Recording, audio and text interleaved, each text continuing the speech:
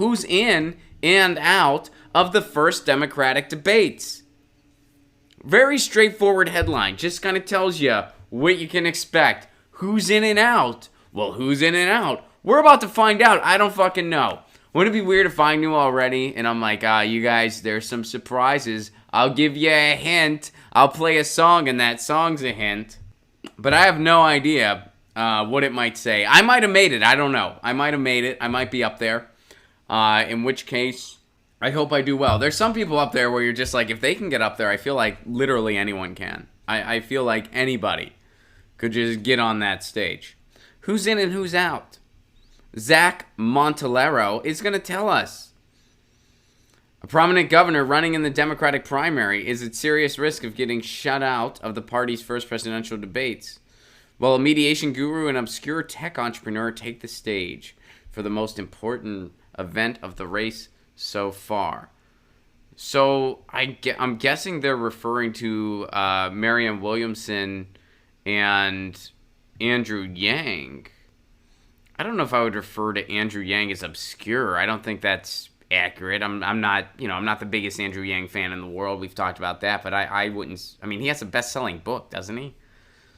I don't know if it's fair to call him obscure, but anyway, not important. And I'm assuming that's who they're referring to in that comment. Maybe they're referring to someone else. I kind of just want the names. This person's like writing a freaking novel for us. All right, let's see.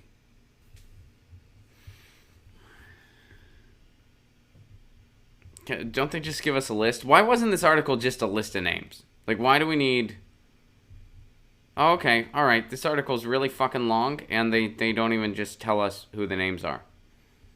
Okay. Okay, wow, here it is. All right, I just missed it. All right. The 13 candidates who can book their tickets to Miami include the race's top figures: Joe Biden, Bernie Sanders, Pete Buttigieg. Buttigieg. He doesn't say his name right. Pete Buttigieg. He doesn't say his name right. He criticizes the guy, but then he doesn't say his name right. Why won't he say his name right? Why is he doing an impression of Count Chocula when he says Pete Buttigieg's name? Elizabeth Warren, Kamala Harris, Beto O'Rourke, stand on something, stand for nothing. Cory Booker, Amy Klobuchar, and Julian Castro are the top polling candidates. Following a random drawing, they will be split across the 2 nights, with 5 on one night and 4 on the other. So those are the folks that are for sure in. We got Joe Biden, Bernie Sanders, Pete Buttigieg, Elizabeth Warren, Kamala Harris, Beto O'Rourke, stand on something, stand for nothing. Cory Booker, which, remember, that guy's still running? I don't even know. Does he know that? Does Cory Booker know he's running? Does he know that? Let's tweet him. Let's tweet him and find out. You know what? We're going to tweet Cory Booker right now. All right. Let's go ahead and find him on Twitter. Let's see if he hasn't blocked me. I don't think he has. Hey, man. Saw you made the debate stage and was just wondering if you remembered you are supposedly running for president.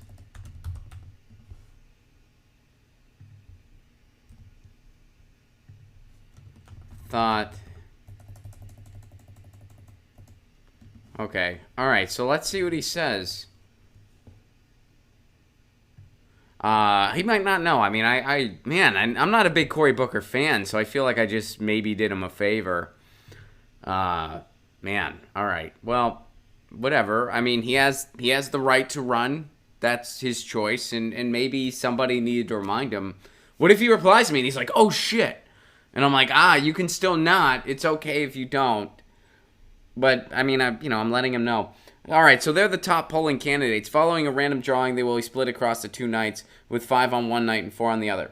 But also, meeting both the polling and fundraising thresholds. Oh, I got to go back to the article. What am I doing?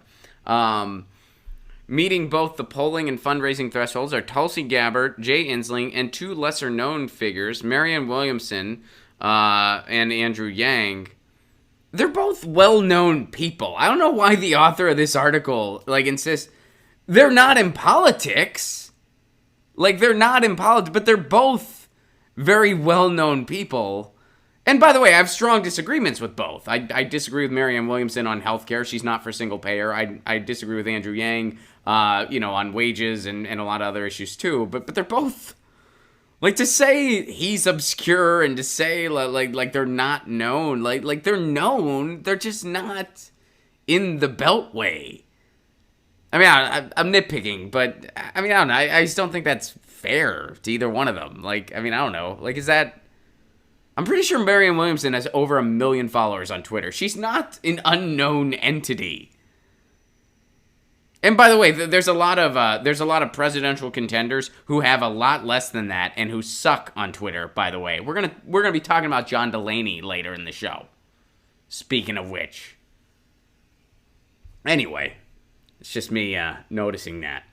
All right, so. Okay, among those 13 candidates, the rest of the field gets murky. According to Politico analysis, an additional 7 candidates have hit the polling threshold. Michael Bennet, Bill de Blasio, John Delaney, I don't know how the hell that happened, Kristen Gillibrand, John Hickenlooper, Tim Ryan, and Eric Swalwell.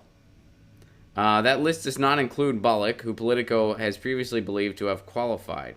Okay. Bullock's campaign was sharply critical of the announcement. While Governor Bullock was expanding Medicaid to 1 in 10 Montanans, despite a 2/3 Republican legislator, the DNC was making arbitrary rules behind closed doors. Okay. That's true. They always do that, though. I mean... Okay, but there was nothing laid out in the original set of rules. Okay, so they're saying how the DNC is making up rules as they go along, which is something they always do. So let's see, I guess that's...